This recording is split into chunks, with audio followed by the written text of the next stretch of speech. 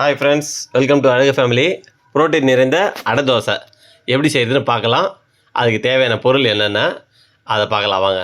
ஒரு கப்பு இட்லி அரிசி, அதாவது புழுங்கல் அரிசி.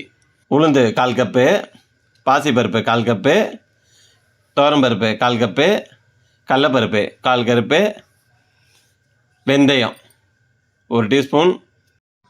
இப்போ ஊற வைக்க தேவையான அளவு தண்ணி ஊற்றி 4 மணி நேரம் ஊற வைக்கணும். ஊற வச்சதுக்கப்புறம் இப்போ அரைக்கிறதுக்கு தேவையான பொருள் ரெடி பண்ணுறோம். சோம்பு ஒரு பச்சை மிளகா, பூண்டு ஒரு 10 பல், இஞ்சி ஒரு 10 பல், தேவையான 4 வரமிளகா, ஜீரகம், பெருங்காயம் ஒரு கட்டி, கல் உப்பு தேவையான அளவு, மஞ்சத்தூள் 1 டீஸ்பூனு. இதெல்லாம் அரைக்கிறதுக்கு இப்போ தேவையாக ரெடி பண்ணிட்டோம். அரைச்சாச்சு. தேவையான பதத்தில் அரைச்சிக்கணும். நைஸாக அரைச்சா தோசை நல்லாயிருக்கும். பாருங்க, பதம் பார்த்துட்டிங்களா? அதுதான்.